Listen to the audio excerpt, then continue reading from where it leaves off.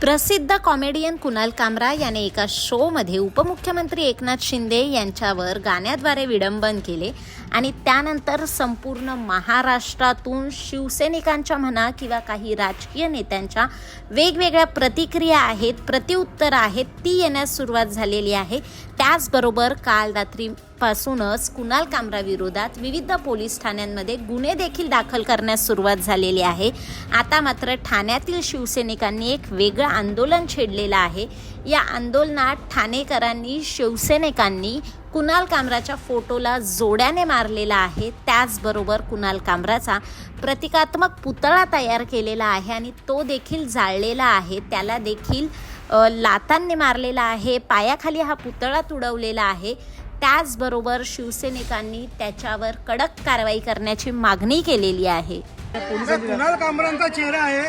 प्रत्यक्षात या घटनेमागे वांद्र्यांचे आपले काही लोक आहेत की ज्यांनी ह्या सर्व घटनेत जी कामरांच्या खांद्यावरती बंदूक ठेवून या रिक्षावाल्यांच्या खरं तर अपमान केलेला आहे। कोणी बाई स्पष्ट सांगायचं तर त्यांनी रिक्षावाला म्हणून संबोधित दिला आहे। तुम्हाला लाज वाटायला पाहिजे की एक रिक्षावाला मुख्यमंत्री होतो आणि त्यांना त्यांच्या पोटात पोटसूळ उठलेलं आहे म्हणून त्यांनी कुणाल कामरांच्या खांद्यावरती बंदूक ठेवून ही आज गोळी मारलेली आहे।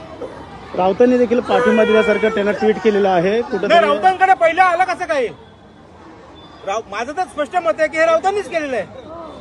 कुणाल कामरा हा फक्त मोरा आहे, त्याच्या मोरा आहे, कुणाल कामरा हा मोरा आहे। काय कारवाई करावी, काय मागणी केलेली आहे कुणाल पोलिसांकडे? कामराला अटक केली आहे तर त्याला आम्ही महाराष्ट्रात फिरून देणार नाही। कुठच्याही कायदा सुव्यवस्थेची झाला तर त्याचा शिवसैनिकांवरती खापर फोडू नये। कारण शिंदे साहेब अख्ख्या महाराष्ट्राचे लोकप्रिय नेते आहेत, ठाण्याचे नव्हे तर अख्ख्या महाराष्ट्राचे लोकप्रिय नेते आहेत। तर त्यांनी जी लाडक्या बहीण योजना आणली किंवा इतर लोकांना ज्यांनी जी मदत केली त्यांचा जो चढता आळेक पाहता सगळ्यांच्या मनात पोटसूळ उठलेला आहे।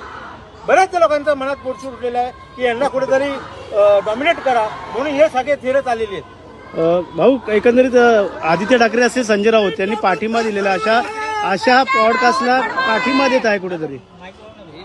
सगळ्यात पहिली गोष्ट दिशा शालीन प्रकरणाला कुठेतरी लक्ष वळवण्यासाठी हे खास करून भांडूपचा तो संजय राऊत यांनी पैसे देऊन सुपारी वाघ कुणाल कामराला ही सुपारी दिली आणि हे सगळं लक्ष दिशा शालीन प्रकरणाचं लक्ष महाराष्ट्रात दुसरीकडे वळवलं। या एकमेव कारणासाठी हे शिवसैनिक भडकणार। शिवसैनिकांचं प्रचंड प्रेम, गुरुवर्य धर्मवीर आनंदी सगळ्या हिंदूचे सम्राट शिवसेना प्रमुख वंदनीय बाळासाहेब ठाकरे यांच्या विचारांनी जे पुढे चाललेले शिवसेना घेऊन आणि 2.5 वर्षामध्ये यशस्वी मुख्यमंत्री आणि आत्ताचे विद्यमान उपमुख्यमंत्री यांच्या कामाचा आलेख बघून त्यांच्या पायाखालची वाळू घसरलेली आहे।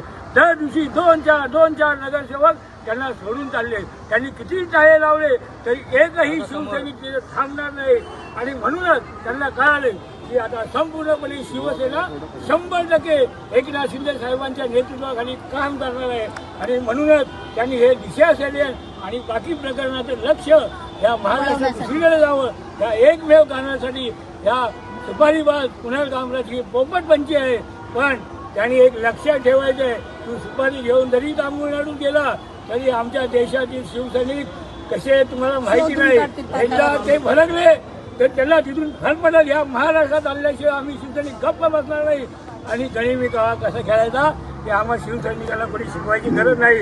आणि संजय राऊत साहेब हे तुमची खेळं आता बंद करा, समजलं की नाही? संपवलं। आता तुम्हाला अजून काय करायचंय? तुम्हाला काय शिवसेना मातोश्रीच्या लोकांना काय जेलमध्ये लागायचंय काय? काय कशासाठी चाललंय तुमचे? सगळं बंद करा आणि या सुपारीबाज कुणाल कामरापासून आम्ही घाबरणार, आमचं लक्ष विचलित होणार नाही। आम्ही जेव्हा समाधानी होत जेव्हा आम्ही त्याला फरफटत या महाराष्ट्रात आणून त्याच्यावर गुन्हे दाखवून खेचून मारू आम्ही त्याला। कुणाल कामराचा स्टुडिओ देखील तोडण्यात आलेला आहे, त्या शिवसैनिकांवर गुन्हे देखील दाखल झालेले आहेत। हे तो सिर्फ झाकी आहे, आमच्या नादाला लागू नका। शिवसेनेच्या नादाला कोणी लागायचं नाही। एकनाथ शिंदे अंगार आहे, बाकी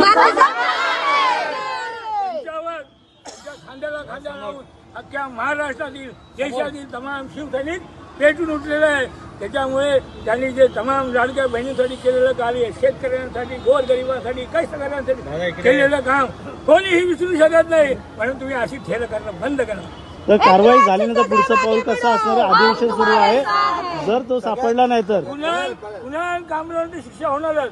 पण याच्या पुढे आता सांगून ठेवतो तुमच्या माध्यमातून, शिंदे साहेबांच्या विरुद्ध कोणी वागणं वगैरे बघा तर आम्ही त्यांचे डोळे काढल्याशिवाय राहणार. Okay, thank you.